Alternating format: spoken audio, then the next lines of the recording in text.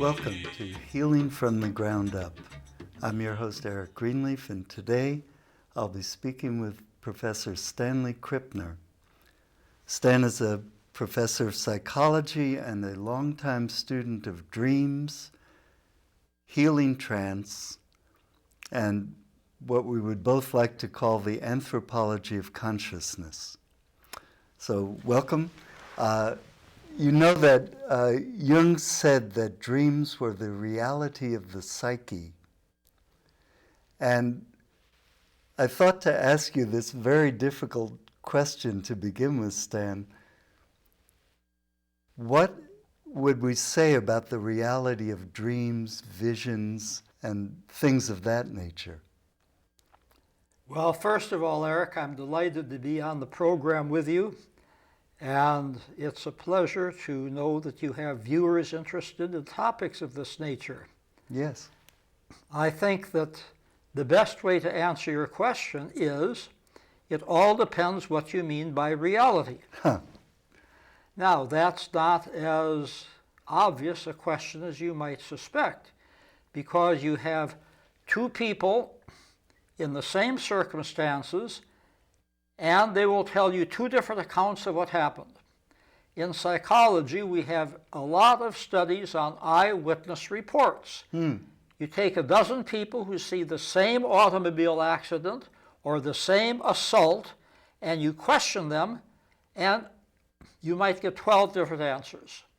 Because people see things differently, they're experiencing things differently, depending on their background, their point of view, their vision, their audition. And so to form a consensual reality means that just about everybody agrees on the same thing.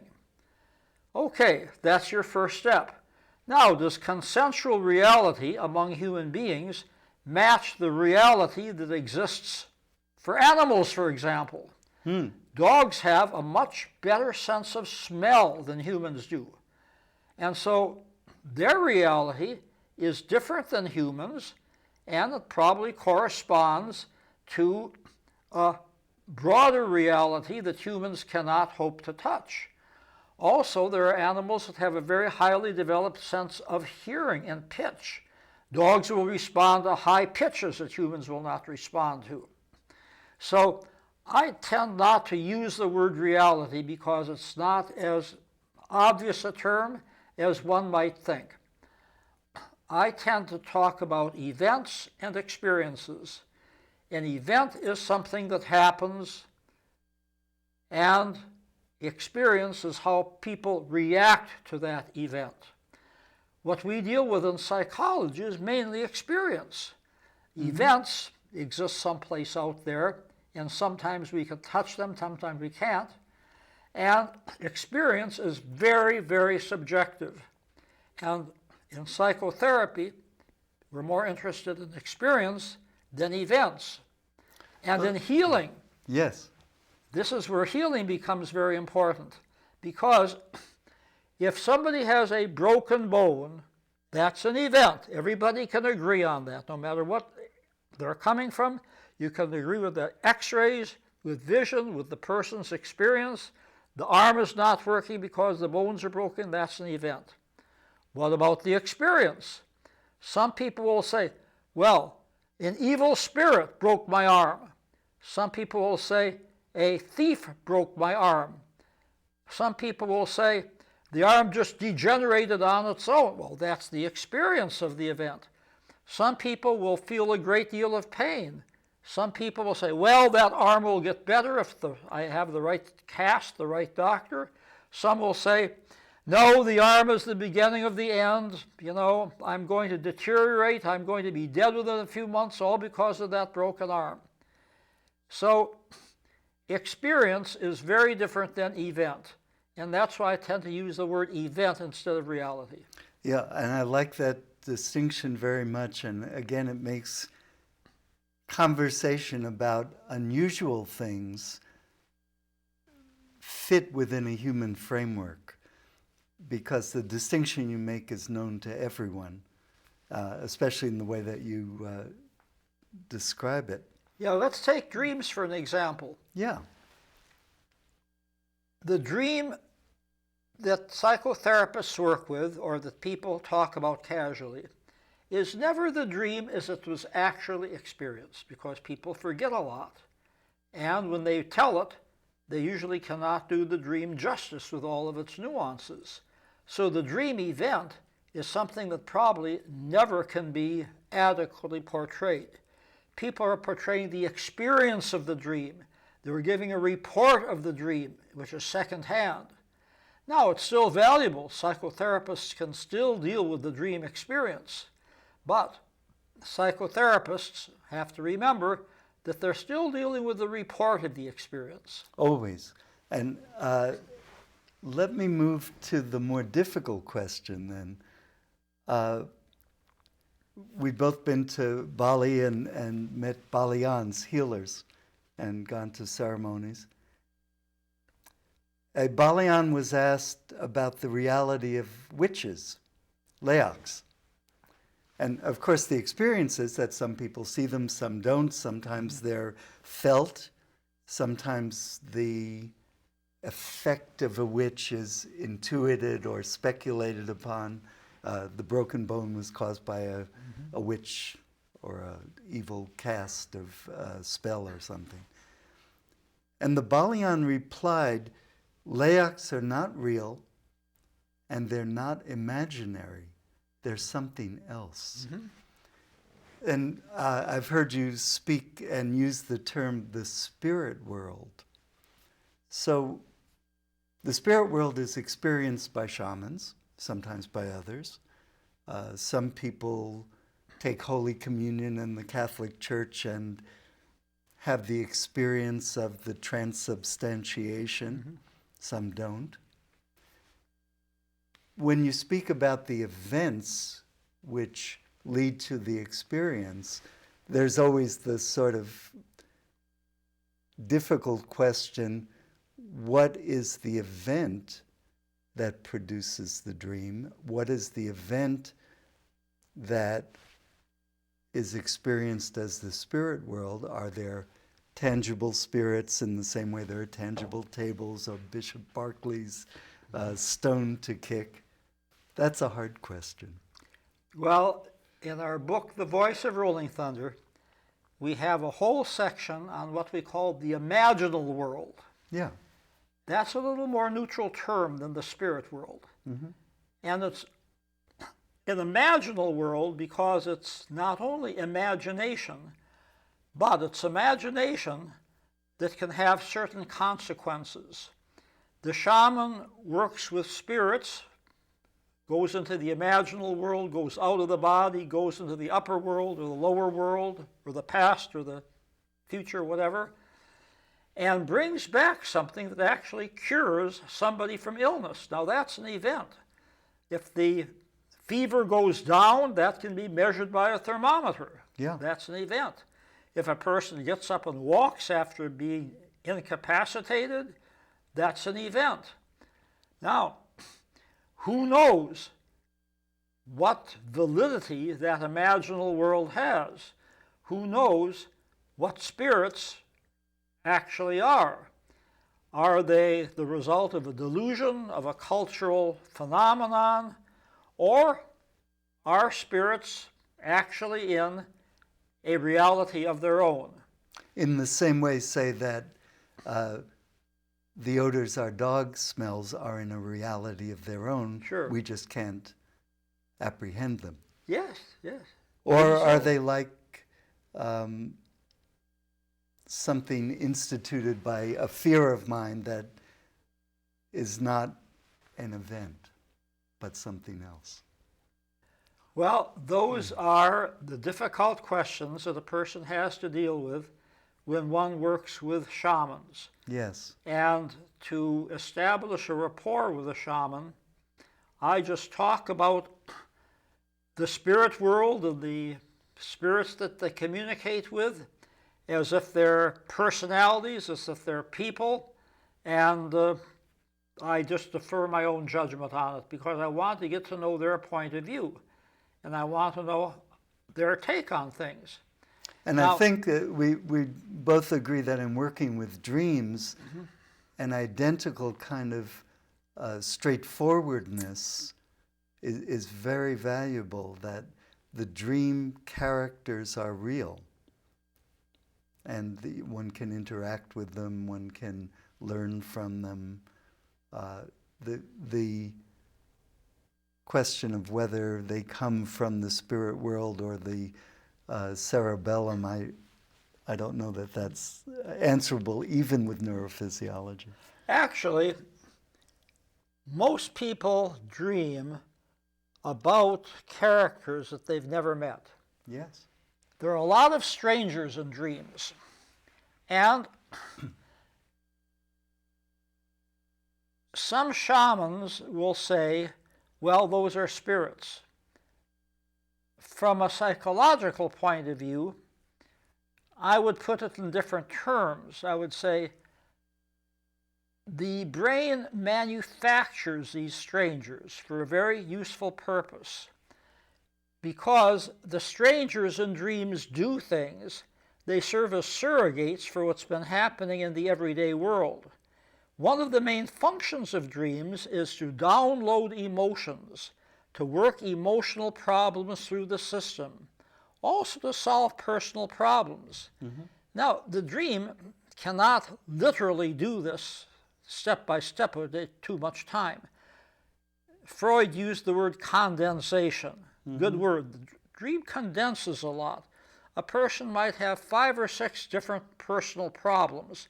They're condensed into one imaginary character, and the way the dreamer deals with that imaginary character in the dream resolves, or at least diffuses, the problem in everyday life. And so the strangers that we see in dreams are there for a psychological purpose. They really have a good psychological function. Now, if you want to call them spirits, fine, because most of these spirits are helping spirits, and these strangers in dreams are really helping us out. So I don't get hung up on terminology. I'm interested in what's going on in the dream that will help a person lead a happier, more joyous, more productive life. And dreams certainly do that, which is why it's important that we take good care of our health, we get enough sleep, and that we allow dreams to happen every night, even if we don't remember them. If we remember them, so much the better. But even if we don't, the dreams are helping us out. You know about sort of a cruel experiment done some years ago in a dream lab where undergraduates were allowed to have non-dreaming sleep uninterrupted, but each time they'd show REM sleep, rapid eye movement sleep, they would wake them up and prevent them from dreaming. Well, beside making the undergraduates irritable and delusional after a few nights of this, another interesting thing happened. When the students were allowed to sleep and dream, they made up the number of spiked potentials on the recording of their brain function that they had missed by being awakened from dream sleep. So the thought was that dreaming operates like thirst. And if you are starved for liquid, you have to take in an extra amount to get your tissues healthy again. But the ease with which shamans move between dream worlds or imaginal worlds and event worlds, experiential and event worlds, let's say, is very appealing, since we each do it every night.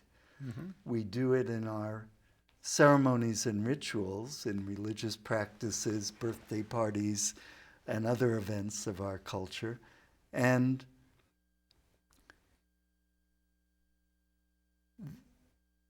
the way in which those healing ceremonies heal is a very interesting matter that I know you discussed with Leslie Gray and many other people, including Rolling Thunder and other practitioners.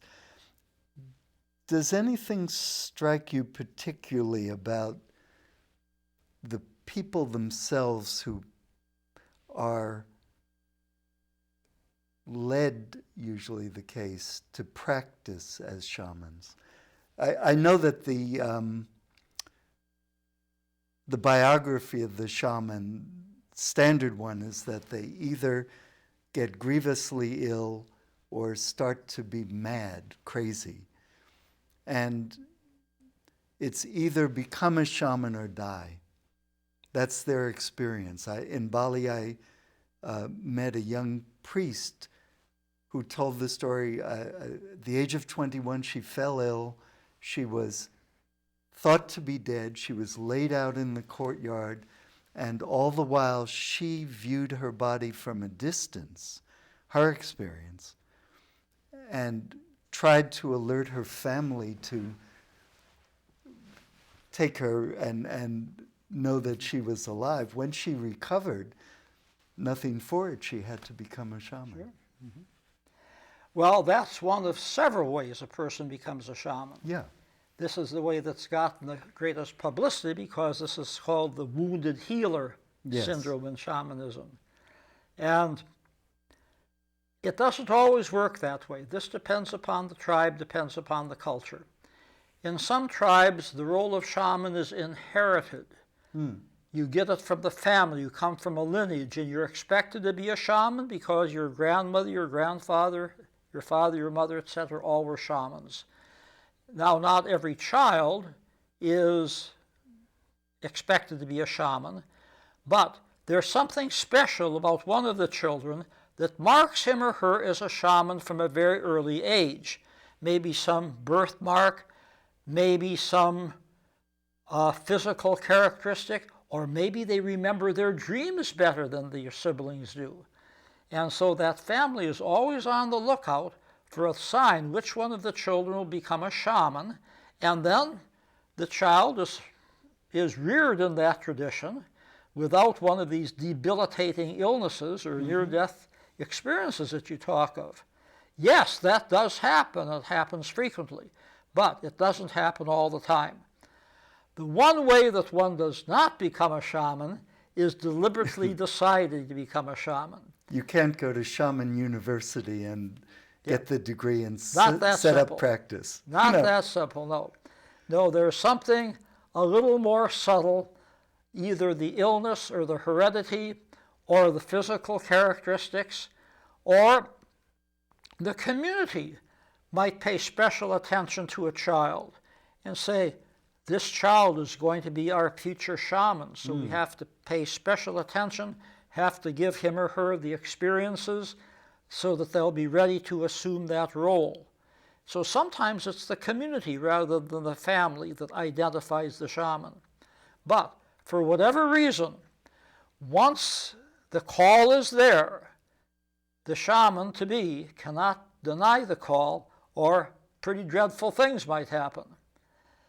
I talked to a shaman in Brazil. She was very, very reluctant to become a shaman. And yet her mother was a shaman, her grandmother was a shaman. She said, I tried closing the door, but the spirits keep rapping, and when the spirits keep rapping, you've got to let them in. That's nice. In your own experience with shamans and healers, has anything surprised you? Oh, good heavens, yes, I'm surprised all the time. I interviewed a shaman in Sulawesi, which is one of the islands in Indonesia. And this has to do with dreams. It's very pertinent to our topic. And she was from the northern part of the country, following her own religion, but she fell in love with a man from the south, a Muslim, and a very successful automobile mechanic. He had his own body shop. And they had several children. One day, their son came down with a high fever. And the local Western-trained physician said, Fever's too high, he'll be dead in a few days. That night she had a dream, and in the dream, one of the gods from her northern tradition came to her and said, "Here is a stone. I want you to put the stone on your son's head 20 minutes at a time, 3 times a day. In 3 days, he'll be fine. But there's a condition. You have to become a shaman once he gets healed." The word for shaman in that part of Indonesia is Jejun. Anyway, she put the stone on the head, and within 3 days, the boy was fine, out playing with his playmates. The doctors were baffled. And she said to her husband, "All right, now I have to become a dukun." He said, "You're not going to become a dukun. We're Muslims. Just forget all that nonsense." Well, that night she had another dream. And this time a young man and a young woman came to her, spirits from the north, and they said, "We want to teach you how to become a dukun, and you're turning us down." She said, "Oh, my husband will not let me become a dukun." "You come with us to your husband's body shop." So in the dream, they went to the husband's body shop. It was going up in flames. "This is what's going to happen to your husband's body shop if he does not let you become a dukun." So the next day, she told her husband the dream, and in the dream, they had given her a ring, and she showed him the ring. He had never seen such a ring before. It was not from his part of the world. That convinced him. He said, "All right, you can become a dukun, but don't call yourself a dukun. Call yourself a Muslim healer. And any money that you make from the healing, give to the mosque." Well, that was a good compromise. So now she's a very, very successful Muslim healer. I saw her working with people. She uses her ring. She uses her ring for diagnosis. She applies it to different parts of the body. And when people wince, that's where she does the cupping and sucking to bring out the poison. That's where she puts the herbs. That's where she does a little massage. And she's fantastically successful. And she has another thing going for her, which is very good. She says, if I can't help a person in 6 sessions, then they have to go and see somebody else. So it's not like some psychotherapists I know who have been seeing people for years. Yes. She cuts it off at 6 sessions, and then they go elsewhere. It's a nice story. Where did the ring come from? Who knows? Who knows? The ring is not from that area. I saw the ring. And I'm not going to even conjecture. All I know is the ring is an event. Yep. And it's actually there, and she uses it in her healing. Where it came from, well, that might be a metaphysical question. I think it would be. There's a specialty of shamans or Balayans in Bali who heal with magical implements, and that has a similar ring to it, so to speak. Yeah. Anything else that surprised you that you recall? Were you personally healed in any way by a shaman, or given a dream, or things I of think that sort? that what surprises many people, and it surprised me soon, but I actually got over it, is that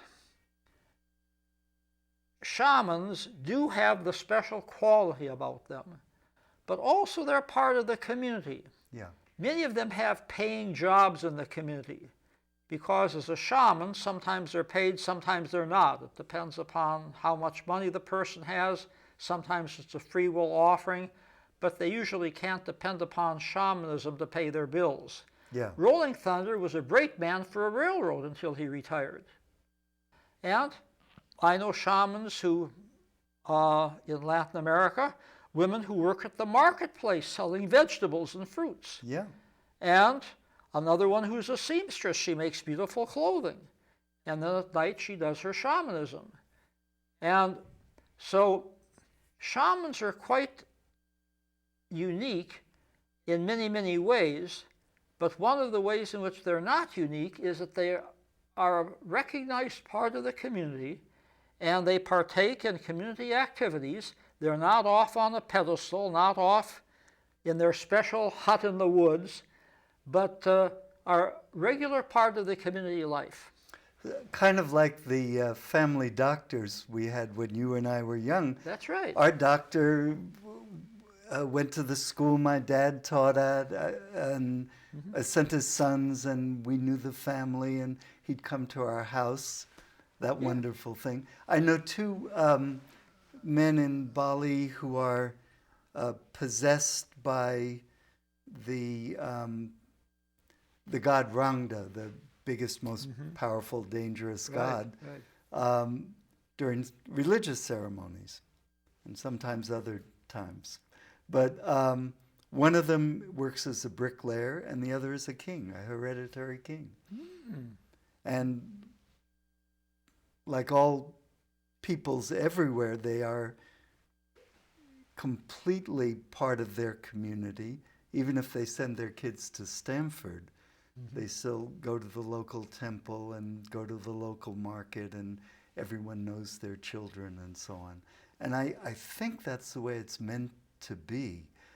You know, the odd notion among analytic therapists that they can be a blank screen or a neutral party, or they can demur about greeting a patient of theirs that they meet in the laundromat. It's always seemed to me both pretentious and like kids playing with a cloak of invisibility. You can actually see who they are. But that's not true in the cultures we're talking about, or the practices where the community is not strangers to each other. Right. And I think as you do that, it makes a huge difference in the effectiveness Very true. of the healing. In Brazil, there is a tribe, I visited the Peritinan tribe, and they have a saying, when somebody dreams, it represents a little bit of shamanism within them. I like that very much. Stanley, this has been delightful. I wish we could speak for hours. This has been Healing from the Ground Up. I'm Eric Greenleaf in conversation with Stanley Krippner. We hope you join us again next time.